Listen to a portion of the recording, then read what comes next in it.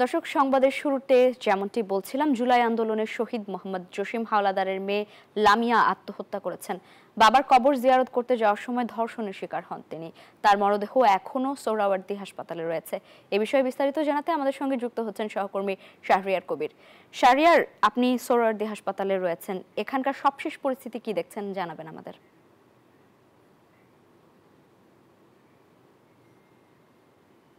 সোহরাওয়ার্দী হাসপাতালে এবং হাসপাতালের ঠিক লাশঘরের সামনে, এই লাশঘরে কিন্তু লামিয়ার নিথর মরদেহটি এখনো শুয়ে আছে। এখানে আসার পরে আমরা দেখেছি তাদের স্বজনরা কিন্তু কান্নাকাটি করছিলেন।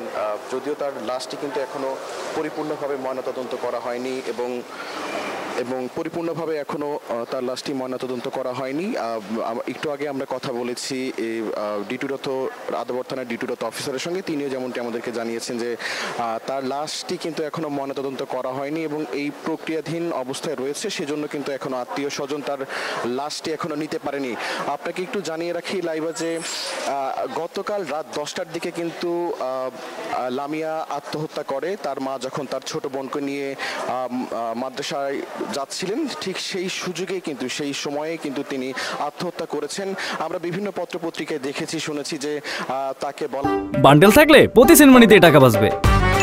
বিকাশ সেনমানি বান্ডেল কিনে জিতুন প্রতি লেনদেনে। বলা হচ্ছে যে সে এই গত 18ই মার্চ তাকে যখন ধর্ষণ করা হয়, ধর্ষণ করার পর থেকে কিন্তু তিনি মানসিকভাবে একটু অসুস্থ ছিলেন এবং খুব চিন্তিত ছিলেন।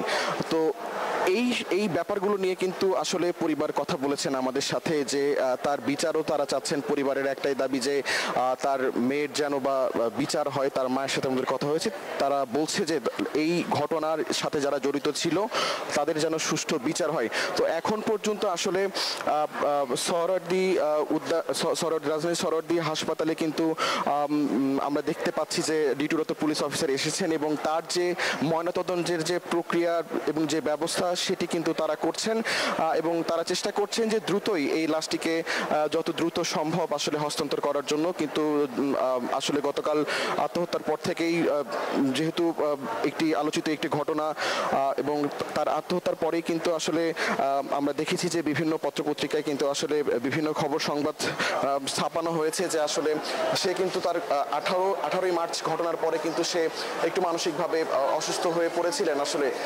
তো রাজধানীর সোহরাওয়ার্দী হাসপাতাল থেকে আমার কাছে এই ছিল সর্বশেষ লাইভা। শাহরিয়ার, ধন্যবাদ আপনাকে।